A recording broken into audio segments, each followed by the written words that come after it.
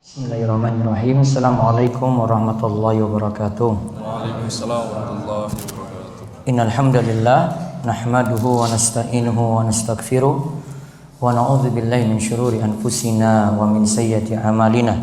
May yahdihillahu fala mudhillalah wa may yudlil fala hadiyalah. Wa asyhadu an la ilaha illallah wahdahu la syarikalah wa asyhadu anna Muhammadan abduhu wa rasuluh. Allahumma salli ala nabiyyina Muhammad wa ala alihi wa man tabi'ahum bi ihsan ila yaumiddin. Allahumma inna nas'aluka ilman nafi'a wa rizqan thayyiba wa amalan mutaqabbalah. Puji syukur kita panjatkan pada Allah. Selawat dan salam semoga tercurah pada junjungan kita Nabi besar Nabi Agung Muhammad sallallahu alaihi wasallam.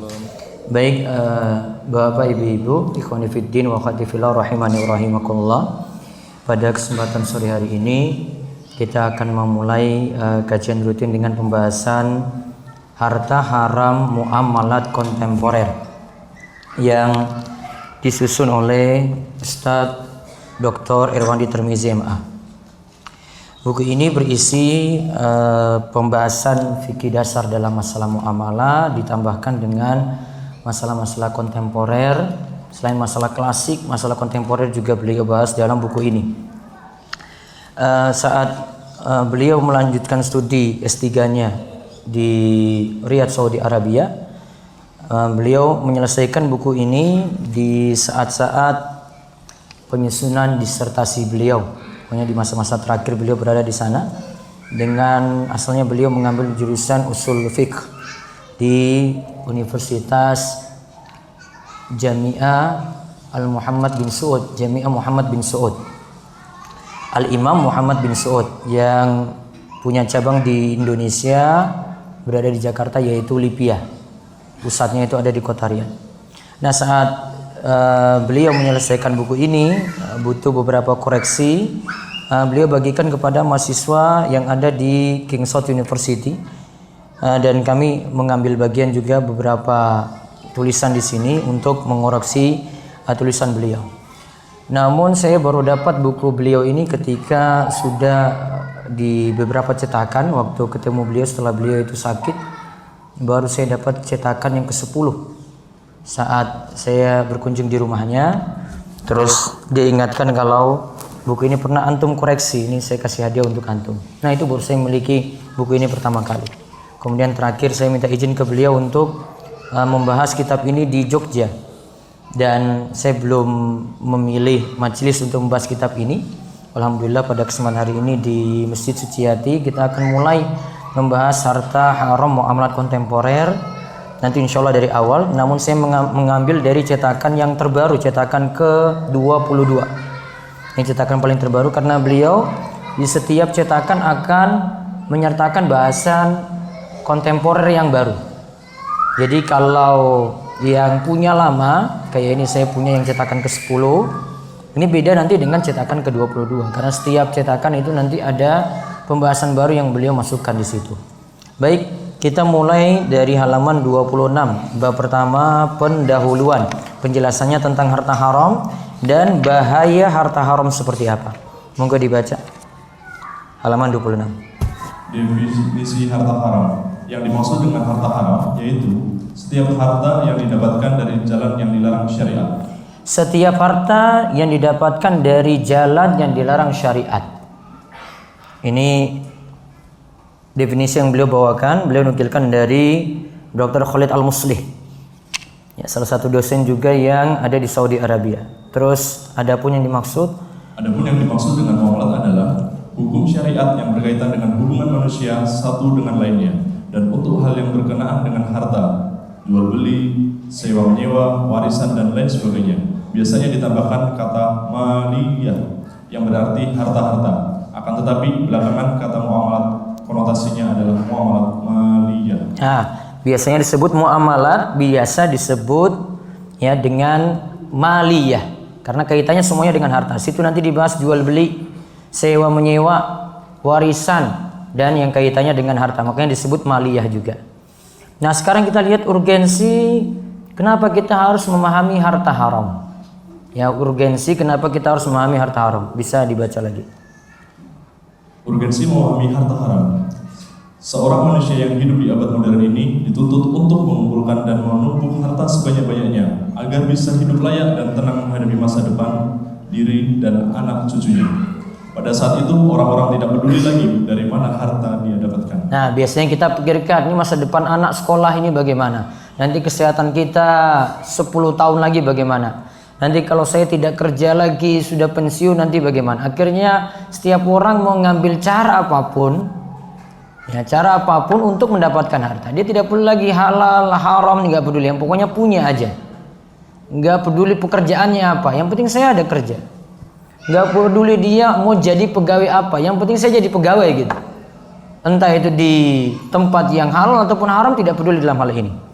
Makanya Rasulullah Shallallahu Alaihi Wasallam bersabda di bawahnya, la ya'tiyanna ala nasi zamanun la yubalil mar'u bima akhadal mala amin halalin amin haramin. Akan datang suatu zaman, suatu masa, orang-orang tidak peduli lagi dari mana harta dihasilkannya. Apakah dari jalan yang halal atau dari jalan yang haram. Hadis ini diriwayatkan oleh Imam Bukhari.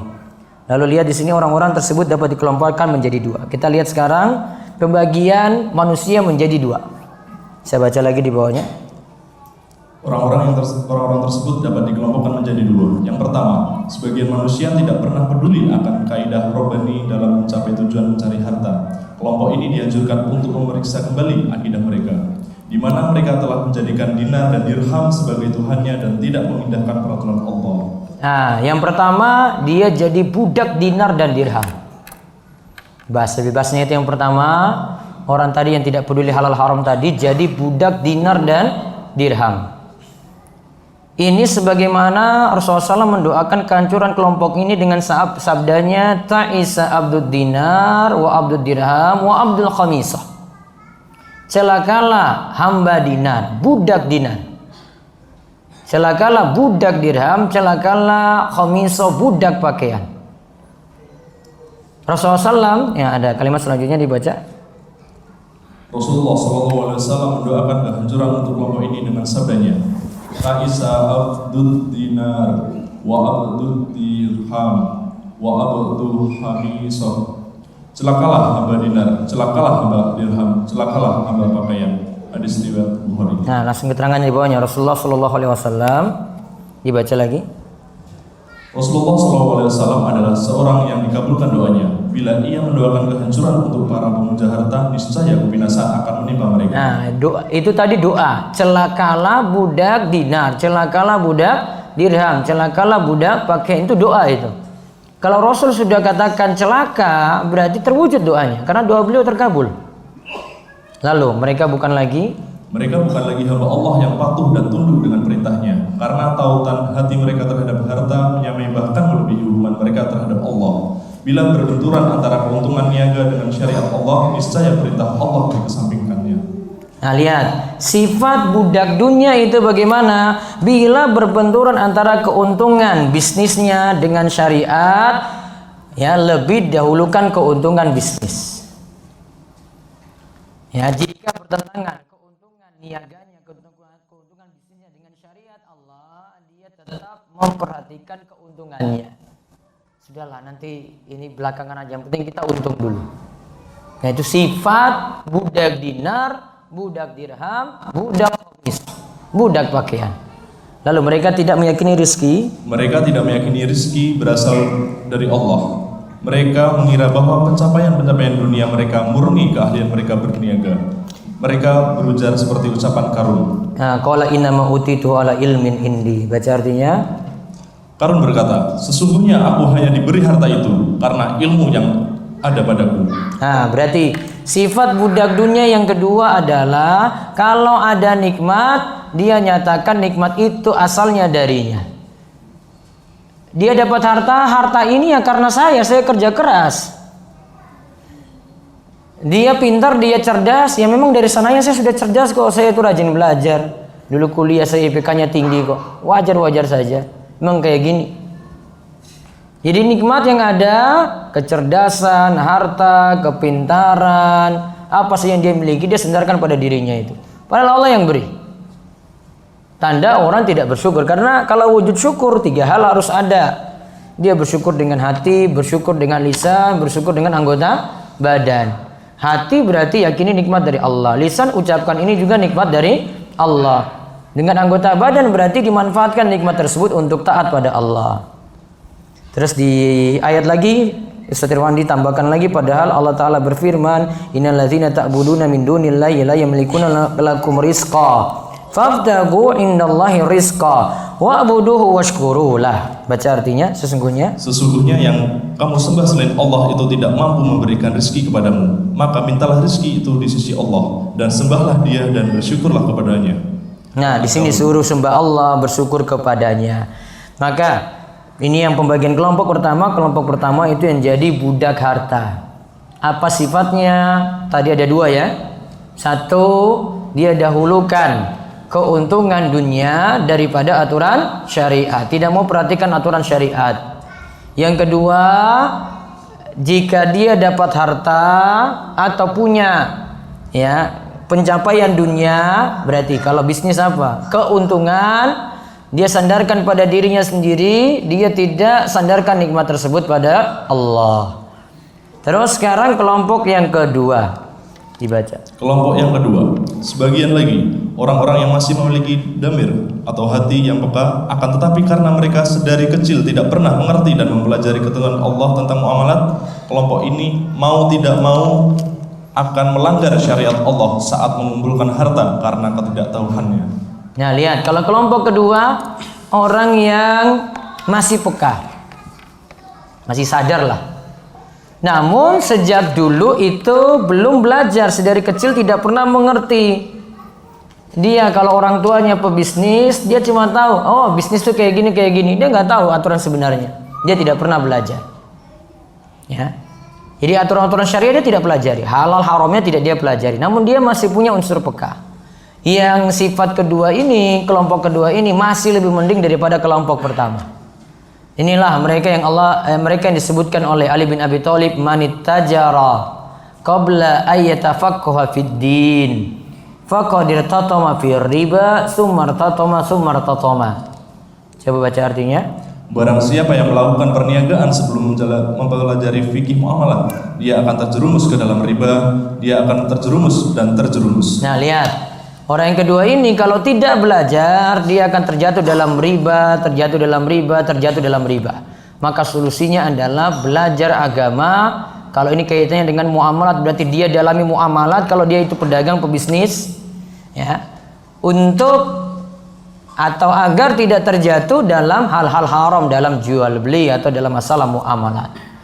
Baik, itu yang masalah urgensi memahami harta haram. Sekarang Ustaz Irwandi membahas dampak harta haram terhadap pribadi dan umat. Dampak harta haram terhadap pribadi dan umat. Bisa dibaca. Dampak harta haram terhadap pribadi dan umat. Harta haram yang dihasilkan oleh 2 kelompok yang telah disebutkan di atas berdampak buruk terhadap pribadi pelakunya secara khusus dan umat manusia secara umum. Dampak buruk tersebut dapat dijelaskan dalam poin-poin berikut. Nah, sekarang kita lihat dampak buruknya ini. Ternyata punya dampak buruk harta haram ini bukan hanya pribadi, namun juga kepada manusia secara umum. Sekarang kita lihat yang dampak pertama.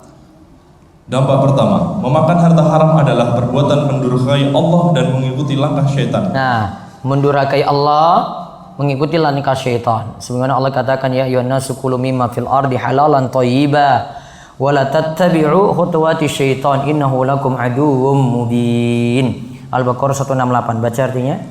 Hai sekalian manusia, makanlah yang halal, lagi baik dari apa yang terdapat di bumi, dan janganlah kamu mengikuti langkah-langkah syaitan, karena sesungguhnya syaitan itu adalah musuh yang nyata bagimu. Nah, lihat di sini suruh makan yang halal.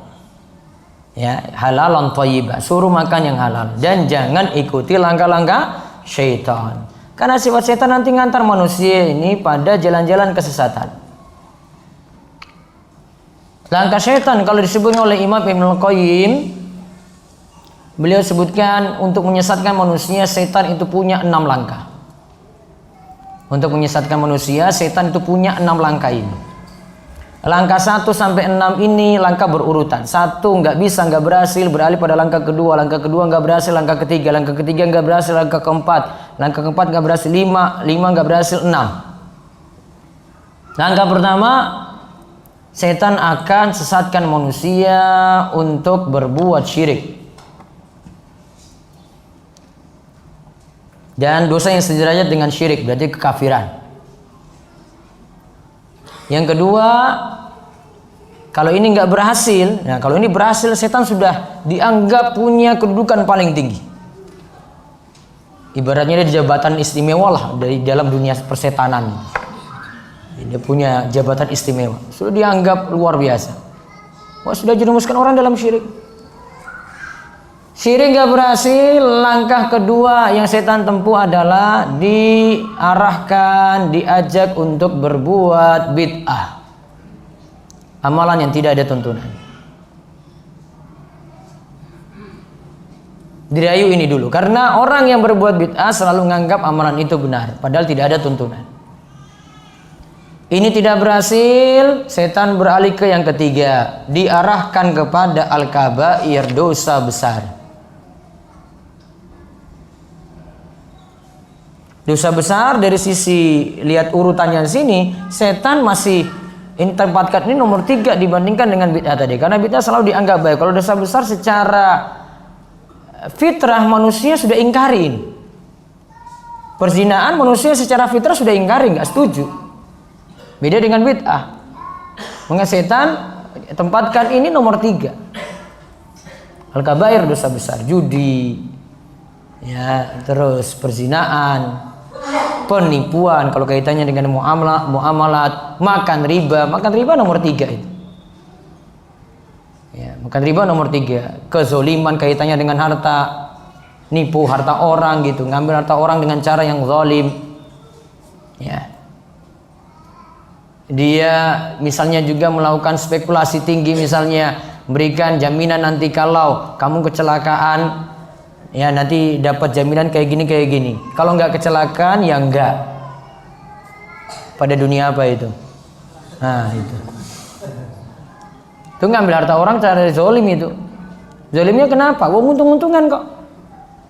Tunggu eksiden dulu. Kalau nggak eksiden ya enggak. Ada orang cari eksiden. Ada. Cuma gara-gara dapat ini aja klaim gitu, sudahlah saya tabrakin mobil saya sajalah. Ya, dapat klaim. Gitu ada. Oh, asuransi bilang kamu nggak punya otak Pak kayak begini. Malah dicela lagi. Ya. Itu pada penipuan ada unsur untung-untungan, ada unsur kezoliman, situ ada macam-macam. Itu nomor 3 itu. Nomor 4, dosa besar nggak berhasil, diarahkan pada dosa kecil. Beda dosa besar, dosa kecil apa? Kalau dosa besar disebutkan ancaman-ancaman tertentu kalau dalam Al-Quran dan hadis. Disebutkan ancaman-ancaman tertentu. Entah hukuman di dunia atau di akhirat. Hukuman dunia misalnya hukuman rajam, potong tangan. Nah itu dosa besar berarti. Hukuman di akhirat misalnya diancam tidak akan masuk surga, diancam tidak akan mencium bau surga, diancam kena laknat. Laknat itu jauh dari rahmat Allah. Nah kalau dosa kecil ya tidak termasuk dalam dosa besar tadi, tidak ada ancaman seperti itu. Namun dosa kecil bisa beralih menjadi dosa besar jika 1, dilakukan terus menerus. 2, dianggap remeh. Ini dosa kecil aja kok, nggak apa-apa, sedikit aja. Nah itu nganggap remeh namanya. Maka di sisi Allah jadi besar. Yang ketiga, para ulama sebutkan dosa kecil ini dilakukan oleh seorang tokoh yang nanti jadi panutan yang lainnya. 3 ini. Maka yang kecil tadi jadi besar lantaran 3 ini.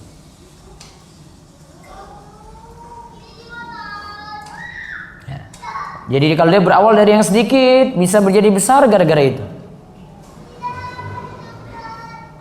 Contoh simpelnya, rokok aja lah, rokok lah. Ya taruhlah itu dosa kecil aja lah. Namun rutin nggak? Hah? Rutin atau tidak? Rutin itu, terus menerus. Nah, tinggal timbang aja. Ya, lama-lama bukan dosa kecil lagi. Kalau itu mau masukkan dosa kecil.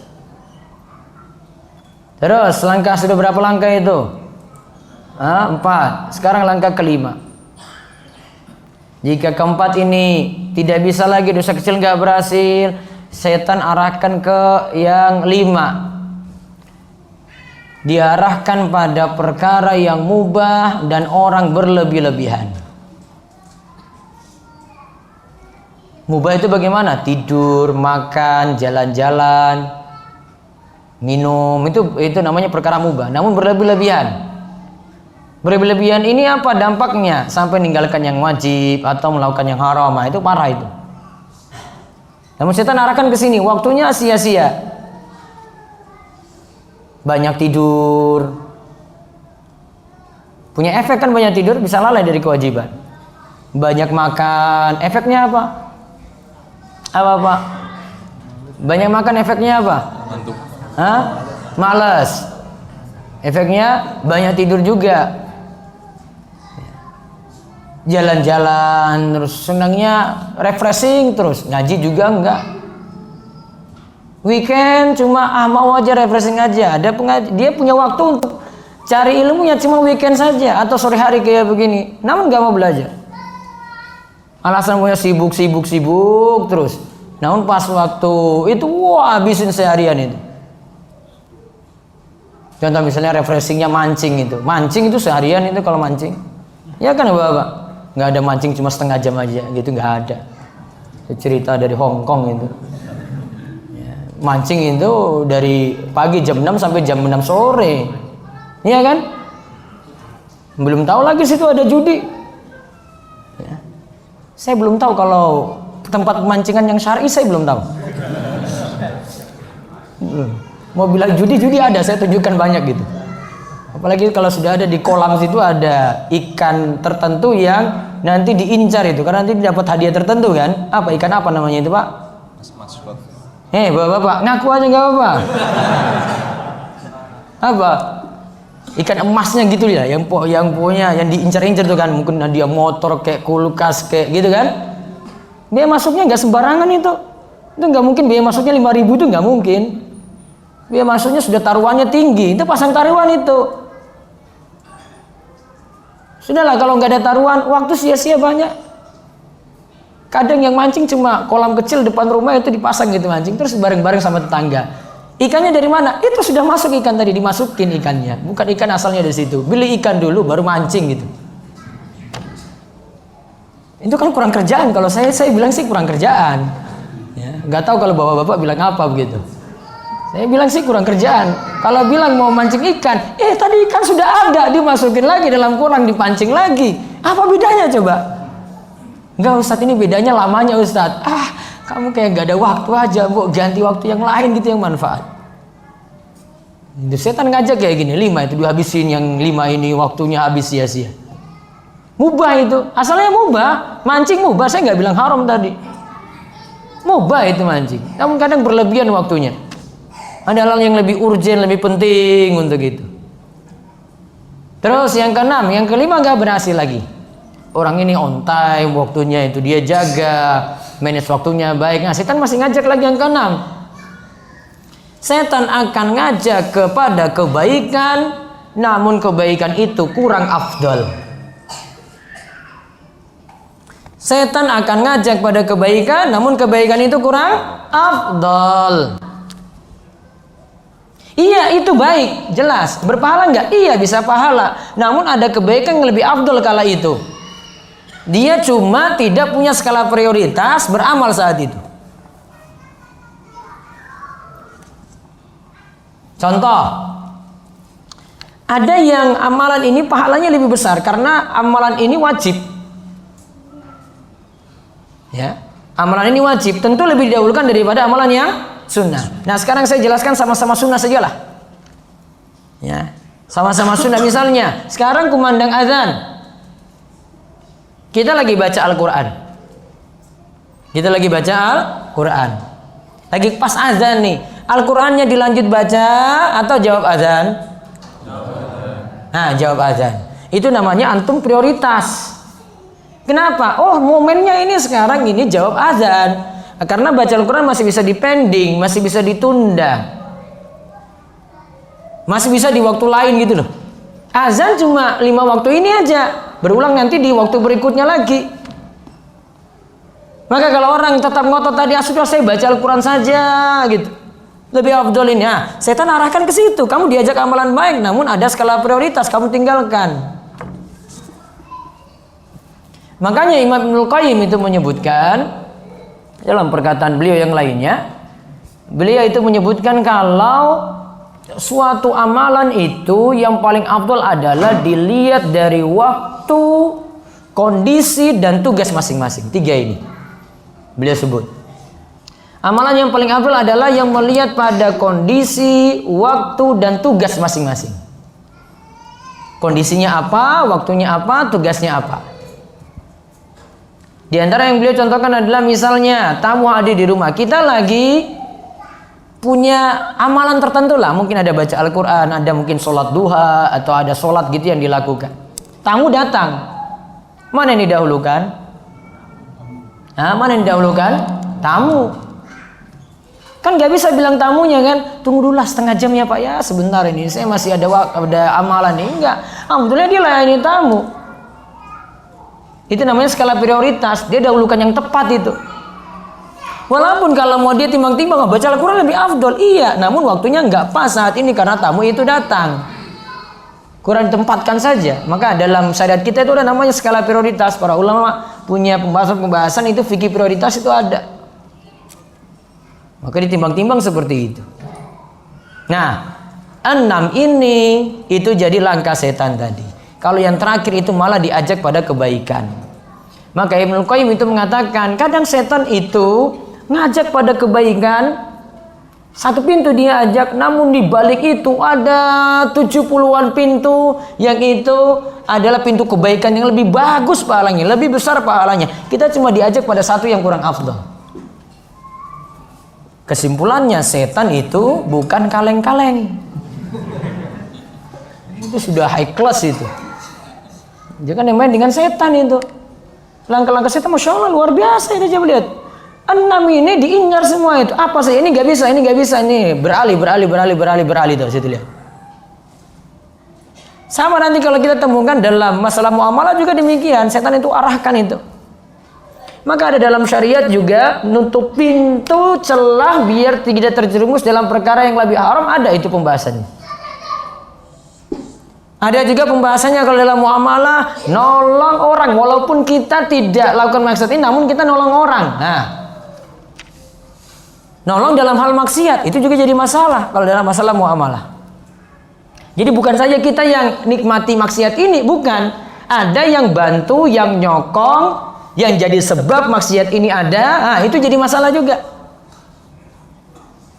Ya. Contoh kalau disebutkan dalam hadis itu miras, khamar. Khamar itu bukan hanya orang yang minum yang masalah. Khamar ini asalnya dari mana nih? Kan pasti ada pabriknya kan? Pasti ada pabriknya. Yang mulai dari pabrik itu yang buat, yang kerja di situ. Setelah pabrik ini ada, produk ada, kemudian didistribusikan, masuk di toko-toko, masuk di warung-warung kan? Terus ada yang beli, ada yang jadi bartender, ada yang nuangkan. Nah, itu sebab-sebab semua sampai khamar itu diminum. Setan punya langkah macam-macam. Jadi jangan kira yang haram itu cuma diincar oleh setan yang haram saja. Yang mendukung juga setan incar. Sehingga orang terjatuh dalam hal-hal yang haram tadi. Nah, itu yang dimaksudkan dengan khutuwatus syaitan. Langkah-langkah syaitan. Terus dalam ayat ini Allah memerintahkan seluruh manusia agar memakan harta yang didapatkan secara halal. Sedangkan memakan, mencari, serta mendapatkan harta dengan jalan yang haram adalah perbuatan durhaka dan jalan yang dirintis oleh musuh bebuyutan anak cucu Adam, yakni syaitan. Terus mendurhakai Allah atau berbuat dosa merusak diri setiap insan, merusak jasmani, rohani, dan akal pikiran. Imam Syafi'i bersaya, syakautu ila waki su'a hifzi fa arsyadani ila tarkil ma'asi wa qala i'lam bi annal ilma nurun wa nurullahi la yuhda li'asi. Baca artinya. Aku mengadu kepada Waki buruknya hafalanku. Ia menasihatiku agar aku meninggalkan maksiat. Ia menerangkan kepadaku bahwa ilmu adalah cahaya, dan cahaya Allah tidak akan menerangi pelaku maksiat. Nah, maksud perkataan ini apa? Kalau situ ada kaitannya dengan muamalah tadi, berarti ada harta haram, sulit mendapatkan cahaya Allah, dan ini membuat orang sulit dapat hidayah. Jangan-jangan selama ini dia tidak dapat hidayah karena pekerjaan haram yang dia miliki, atau dia mungkin sudah ngaji namun ilmu sulit masuk, sulit dia itu berubah. Jangan-jangan itu karena maksiat dari pekerjaan haram, harta haram yang dimiliki. Terus dampak harta haram yang kedua, setelah Allah, yang kedua, setelah Allah memerintahkan semua manusia agar mencari harta dengan cara yang halal, secara khusus Allah memerintahkan para rasul agar memakan harta dari yang halal saja. Allah berfirman, ya ayyuhar rusulu kulu minat thayyibati wa'malu sholiha inni bima ta'maluna alim. Wahai para rasul, makanlah dari makanan yang baik-baik dan kerjakanlah amal yang soleh. Sesungguhnya aku maha mengetahui apa yang kamu kerjakan. Nah, di sini diperintahkan makan yang halal. Ya. Berarti siapa yang konsumsi yang haram berarti menyelisih perintah Allah dan Rasulnya. Karena Rasul diperintahkan Allah secara khusus untuk konsumsi yang halal. Terus dalam ayat di atas, secara khusus Allah memerintahkan para rasulnya agar hanya memakan makanan yang didapatkan secara halal. Lalu Allah memerintahkan mereka untuk beramal soleh. Terus hal ini mengisyaratkan bahwa sangat erat hubungan antara mengkonsumsi makanan yang halal dengan amal soleh. Diperhatikan itu. Ini juga dikatakan oleh para ulama. Ustaz Irwandi tadi katakan ini erat hubungannya karena konsumsi yang halal dikaitkan dengan ini wa'malu sholihah, lakukanlah amal soleh. Berarti makanan halal itu punya pengaruh pada amal soleh. Semakin bagus nanti makanannya, maka amal solehnya semakin baik. Ibadahnya semakin rajin, ngajinya semakin rajin karena dia perhatikan yang halal. Dari sisi pekerjaannya, makanannya dari mana, ini haram ataukah tidak gitu. Makin bagus dia perhatikan, maka amalnya makin bagus. Ya. Terus maka jangan diharap jasad kita akan bergairah untuk melakukan amal-amal soleh bila jasad tersebut tumbuh dan berkembang dari makanan yang haram. Nah lihat, orang yang tidak bergairah beramal soleh, terutama yang wajib dulu sajalah. Gak usah bicara sholat tahajud, sholat malam, yang wajib dulu. Dia itu ke masjidnya bagaimana, kalau bapak-bapak ke masjid biasa atau tidak, ya berjamaah sadar atau tidak. Sholat subuh itu bangun nggak pas azan gitu. Jangan-jangan kebiasaannya bangunnya 5:30, kodok terus. Kodok kan kerjakan sholat di luar waktu. Kan nggak apa-apa Ustaz, kan uzur Ustaz. Itu kan orang yang tertidur atau lupa, maka ya kafaratnya adalah dia sholat ketika dia ingat. Oh, dalil lagi itu, coba lihat. Pakai dalil lagi, sudah ngaji. Ya. Ngaji namun bangun subuhnya telat. Ya. Harusnya semakin dia tahu kayak gini, semakin mendorong dia tadi untuk lebih tepat melaksanakan sholat subuh. Bisa jadi gara-gara pekerjaan, gara-gara makanannya, itu ada suatu masalah di situ. Kayaknya Ustaz Irwan dikatakan seperti ini tadi. Diharap jasad kita akan bergairah untuk melakukan amal soleh bila jasad tersebut tumbuh dari makanan yang haram, mustahil. Kalau mau harap-harap seperti itu. Kalau tumbuh dari yang haram. Lalu, dan jasad yang malas beramal soleh tidak akan merasakan kenikmatan ibadah dan taqarrub kepada Allah yang pada gilirannya mengantarkan jiwa rohaninya kepada gundah gulana hingga sampai titik hamba dan nestapa. Nah, ini adalah petaka yang dahsyat terhadap setiap pribadi yang merindukan kedekatan dengan Maha Penciptanya. Jadi bisa jadi ibadah kita kurang khusyuk, kurang nikmat, tidak mendapatkan hasil apa-apa, kurang mendapatkan ketenangan dikarenakan ada makanan haram yang dikonsumsi. Mudah-mudahan Allah jauhkan kita dari yang haram dan berikan kita kekhusyuan dalam ibadah. Terus yang ketiga lagi, Buruk yang ketiga, memakan harta haram adalah ciri khas kelompok mayoritas Yahudi yang diabadikan Allah dalam firman-Nya. Nah, makan yang haram ini ciri khas Yahudi. Berarti orang Muslim memakan yang haram berarti menyifati orang-orang Yahudi, ikut jejaknya Yahudi, walaupun dia nggak ngaku Yahudi. Namun sifat Yahudi dia miliki. Lihat pada ayat wa tara katsiran minhum yusari'una fil itsm wal udwani wa aklimus suh. La bi'sa ma kanu ya'malun. Lihat Al-Maidah ayat 60. Dan kamu akan melihat kebanyakan dari mereka orang-orang Yahudi bersegera membuat dosa, permusuhan dan memakan yang haram. Sesungguhnya amat buruk apa yang mereka telah kerjakan itu. Amat buruk apa yang telah mereka kerjakan itu. Dikatakan di sini wa aklihim sud. Lihat ada keterangan di bawah di sini makan yang haram apa maksudnya? Allah menggambarkan, ada keterangannya di bawah. Allah menggambarkan sebuah masyarakat yang rusak dan hancur di masa itu, yaitu masyarakat Yahudi, di mana salah satu ciri khas masyarakat tersebut adalah mayoritas anggota masyarakatnya sangat suka memakan harta haram dalam bentuk sogok dan riba. Nah, berarti catat itu kebiasaan Yahudi itu sogok dan riba. Ya, kebiasaan Yahudi itu adalah sogok dan riba. Terus Bila kerusakan ini ditiru oleh masyarakat Muslim, maka kerusakan dalam masyarakat Muslim tak akan terelakkan. Nah, maka Muslim juga jadi rusak gara-gara sogok dan riba. Sogok ini merajalela di mana-mana. Bahkan ada jalan yang bisa ditempuh halal, namun ya malas untuk tempuh yang halal ini, sogok aja. Contoh misalnya, setahu saya kalau buat SIM itu, kalau nggak lulus ya tes ulang lagi. Kamu nggak bisa muter-muter angka 8 ya, memang kamu nggak ahli di situ. Ya, kan suruh angka 8 itu kan diputer kan, ya kan muter itu kan. Sana kan gampang aja, gigi rendah aja bisa muter kok. Kamu pakai gigi 3 ya tetap banter ya nggak bisa muter jadinya. Akhirnya ini nggak lolos, sudah malas lagi tes ulang lagi, terus nggak lolos, sudah sogok aja lah. Padahal itu kalau tesnya 100.000 ya, itu tetap balik itu kalau nggak lolos, dibalikkan itu. Bisa juga lewat calo tadi dia buat SIM-nya, ya kan? Ada calo lagi. Emangnya calo pakai tes ya? Pakai tes nggak? Enggak, tiba-tiba ada aja gitu kan? Jalan apa coba kalau nggak jalan sogok? Masalah, saya merajalela di mana-mana. Tambah lagi dengan praktek riba. Riba ini masalah kompleks yang nanti juga akan dibahas banyak dalam buku ini. Wallahu alam. Nah, itu bahasan kita untuk sore ini. Monggo selanjutnya ada pertanyaan 10 menit. Mau tanya langsung silahkan, nggak panjang-panjang tanya langsung. Nggak cerita panjang lebar. Langsung to the point. Nggih. Polisi yang tadi.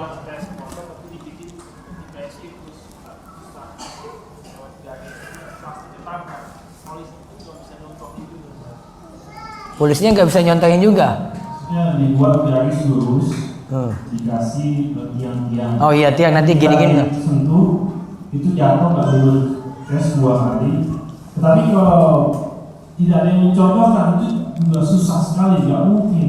Dan bisa itu polisinya bisa, cuma yang bawa motor aja mungkin nggak ahli. Ya, kemudian itu kan manut aja pokoknya aturan kayak gitu, ikuti saja.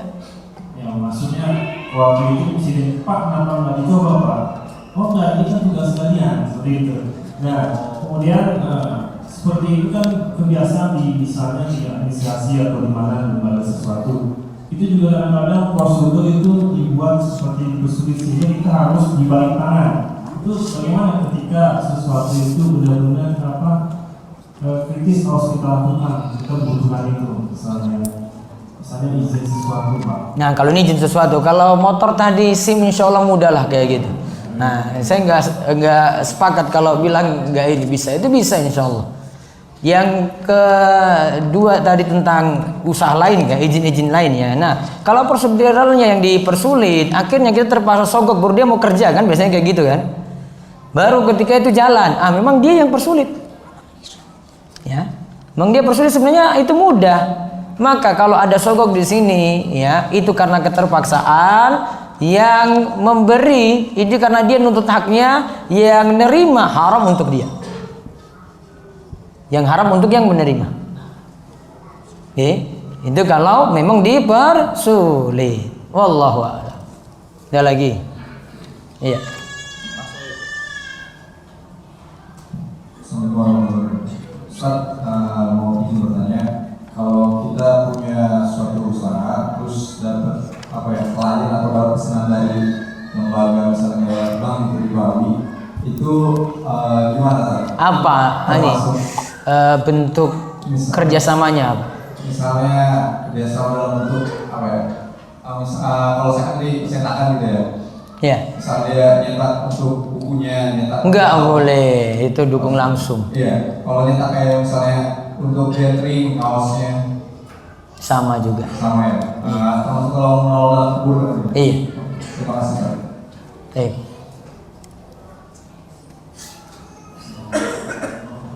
Waalaikumsalam warahmatullahi wabarakatuh. Cinta biasa.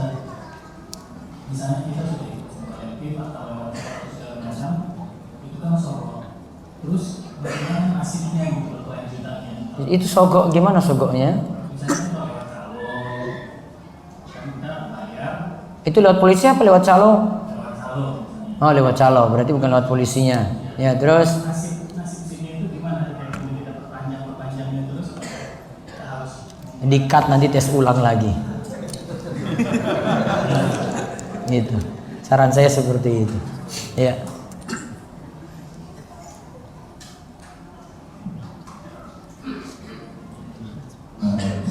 Bisa tentang hukum ketika kita menjalani satu ikatan kerja, ikatan kerja, kemudian kita minta satu garansi fee untuk gaji kita dengan nilai sekian, minimal sekian gitu, bisa itu bagaimana Ustaz hukumnya?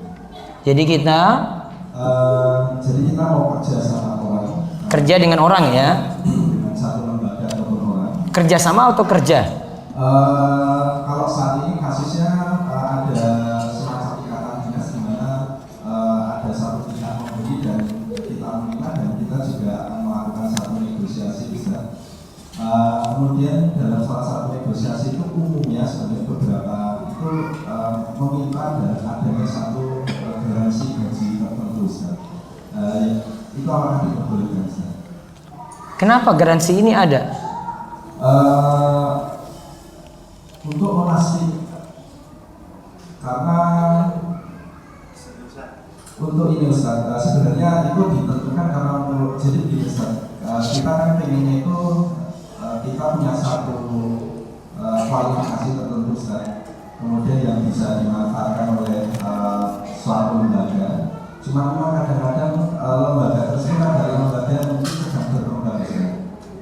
Dan ikatan saat ini adalah kita memang mau diikat, ada satu ikatan, cuma memang salah satu kita minta itu garansi fee itu tadi Ustaz, dengan jumlah tertentu minimal gitu Ustaz. Ini dalam hal negosiasi, apakah boleh Ustaz? Garansi ini untuk jaminan atau gimana? Iya, jadi salah satu yang kita mau misalnya kerja di tempat itu, cuma kita minta gaji minimal itu sekian gitu. Enggak masalah. Tidak masalah. Tidak masalah. Boleh seperti itu. Ada lagi? Ya.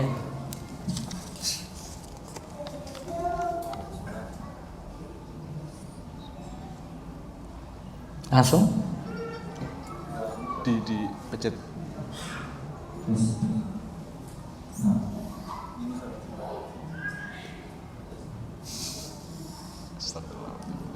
Bisa.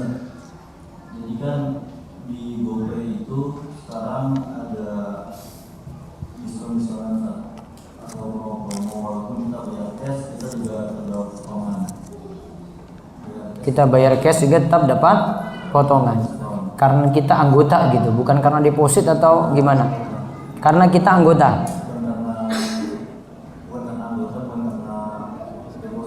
Terus? Iya itu bayar cash terus dapat potongan. Oh berarti berlaku untuk semua itu, bukan hanya antum aja. Nah kalau manfaatkan itu masih boleh. Kalau kaitannya dapat diskonnya karena adanya deposit di situ, nah itu bermasalah. Karena ada deposit baru masalah. Namun karena jenengan jadi anggota di situ fine aja, nggak masalah di situ. Nggak ada unsur mengambil manfaat dalam kordon, nggak ada. Baik. Ada lagi? Iya, maju.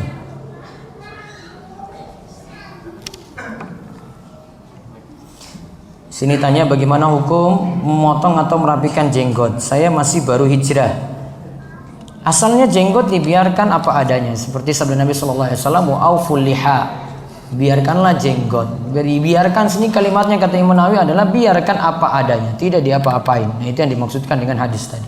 Terus, ya. Mau tanya tentang DP saya. Kalau saya jual beli kaos kan ada DP saya biasa beli kaos atau pakaian itu ada DP-nya, misalnya DP-nya 50%. Ya. Terus apa boleh kalau misalnya ada sesuatu yang itu membatalkan uang itu DP-nya hanguskan atau harus dikembalikan? Kenapa penjual itu menghanguskan tadi DP-nya? Karena ada kerugian yang mungkin bakunya harus sudah dibeli atau seperti apa, tetap nggak boleh saya kopi. Kalau mau pahala dan berkah dia ikhlaskan, berarti kembalikan apa adanya. Kalau tidak merasa rugi apa-apa, jadi nggak merasa rugi untuk antum gitu, nggak, maka DP-nya dikembalikan. Insya Allah itu nanti dapat pahala untuk itu, ada hadisnya. Ya, dia relakan, kalau orang nggak jadi beli ya sudah kalau gitu. Padahal sudah transaksi uang sudah ini, dia Pak saya nggak jadi Pak, maaf saya minta uang kembali, terus antum kasih gitu. Antum dapat pahala untuk ini karena antum punya kesabaran nih, nahan lagi, aduh kok nggak jadi, mudah-mudahan nanti diganti lagi, yang ini nggak jadi diganti dengan yang lainnya. Walaupun asalnya DP tidak dikembalikan masih boleh, makanya namun timbang-timbang, karena ada khilaf para ulama untuk DP ini. Timbang-timbangnya dari sisi antum lihat mudorot nggak kalau saya nggak ambil DP ini. Kalau saya nggak ambil, oh nggak masalah ini, tetap masih bisa ini kok. Ya sudah, kembalikan lebih bagus. Namun kalau misalnya DP ini antum ya mau ambil karena merasa rugi, karena ini misalnya sudah dibuat atau ada apa gitulah, sudah mengorbankan sesuatu, ya berikan alasan yang logis kepada yang beli. Ya, jadi bisa pakai dua hal tadi. Kalau mau kembalikan utuh, insya Allah pahalanya besar. Ya, baik. Ada lagi Pak? Ya, satu dua terakhir ya, dua terakhir. Monggo. Untuk ini yang tadi kan dibilang dilarang orang-orang dalam membuat maksiat. Itu Ya. dalam kategori yang ketiga yang jarang kesesatan. Itu yaitu dosa besar atau dosa kecil. Tergantung. Dia tolong menolong dosa besar apa dosa kecil, apa bid'ah apa syirik. Jadi di belakang ada bagian-bagian yang berhubungan dengan riba, itu kan dihukumi sebagai pelaku riba. Tapi ada juga bagian-bagian yang tidak berhubungan langsung dengan pelaku riba. Seperti bagian kepatuhan. Jadi dia Bagian apa? bagian kepatuhan itu bagian belakang back office, dia tidak berhubungan langsung dengan transaksi kredit. Tapi itu saya tahu itu dilarang karena tolong dalam membuat maksiat. Dan itu dihukumi dalam surat Al-Maidah ayat 2 ya. Iya. Nah itu masuk dalam kategori dosa kecil atau dosa besar? Tolong. Jadi dia bisa dihukumi dosa kecilnya atau dosa besarnya, tergantung di sini yang dia tolong itu dalam dosa besar apa dosa yang di bawahnya. Kalau dia tidak langsung berarti tidak bisa dihukumi sama seperti nolong dalam riba. Ya, kalau tidak terlibat langsung. Namun adanya dia di situ, bagi ini jadi jalan gitu. Maka si Sulaiman Ar-Ruhaili itu pakar fikih saat ini, dia katakan masalah semuanya pokoknya yang ada dalam itu terlibat semuanya. Namun tingkatan dosanya nanti berbeda-beda. Sabda Nabi SAW, rentenir dilaknat, yang nyetor dilaknat, saksi dilaknat, yang nyatat dilaknat, hum sawa kata Nabi, semua sama. Yang para ulama terangkan mereka semua sama, tapi dalam sisi dosa sama semua kena, namun tingkatan dosanya berbeda-beda. Beda-beda level dosanya. Gitu. Iya, bisa jadi itu dosa besar, bisa jadi dosa kecil. Namun kalau tadi seperti saya terangkan, dosa kecil terus menerus jadinya apa? Nah, sudah. Waalaikumsalam warahmatullahi wabarakatuh. Saat ini kan cukup ramai ada PO emas, jadi pre-order emas. Nah, bagaimana hukumnya kalau kita mengikuti pre-order tersebut? Jadi konsepnya adalah kita mentransfer uang BP terlebih dahulu ke pihak ketiga, lalu dalam waktu sekian minggu kita akan dapat emas tersebut. Emasnya bisa pegang? Aman. Dapat? Emasnya memang benar nanti dapat gitu? Benar. Emasnya. Tapi tidak langsung dapat sih. Tidak langsung dapat. Dia tidak memenuhi syarat ya dan biyadin. Dalam jual beli emas itu pertukaran uang dengan emas. Syaratnya satu, harus ya dan biyadin. Ada uang ini, ada emasnya. Nggak boleh ada salah satu yang tertunda. Nggak boleh uangnya tertunda, nggak boleh emasnya tertunda. Kalau tidak memenuhi ini jatuh dalam riba nasi'ah. Berarti harus dalam satu waktu. Iya, riba nasi'ah itu riba karena masalah penundaan. Itu terjadi bentuknya seperti itu. Maka kesimpulan dari ini juga berarti jual emas secara kredit nggak boleh. Dan juga jual beli emas secara online nggak boleh. Apalagi kalau emasnya, makanya tadi saya tanya, emas batangan tadi memang ada. Ada yang nggak ada, cuma bentuk saldo. Saya pengen lihat emasnya, Pak, sudah ini saldonya sekian. Emasnya mana? Enggak, ini saldonya sekian. Oh, berarti nggak ada. Nah, untuk menghindari kayak gini, maka syariat tetapkan tadi harus ya dan biyadin. Ada uang, harus ada emas pula. Wallahu a'lam bishawab. Demikian yang kita bahas untuk sore hari ini. Mudah-mudahan bermanfaat. Namun kami mohon maaf untuk Selasa depan karena ini jadwal baru. Saya sudah terlanjur ada jadwal umroh 01 kali, nanti di pekan berikutnya lagi insya Allah. Jadi 01 Selasa untuk pembahasan ini. Nanti di awal November biiznillah. Demikian, mudah-mudahan manfaat dan Allah berikan kita taufik untuk beramal soleh dan kita diberikan keistiqomahan. Kita tutup dengan doa kafaratul majlis. Subhanakallahumma wa bihamdika asyhadu an la ilaha illa anta astaghfiruka wa atubu ilaik. Assalamualaikum warahmatullahi wabarakatuh.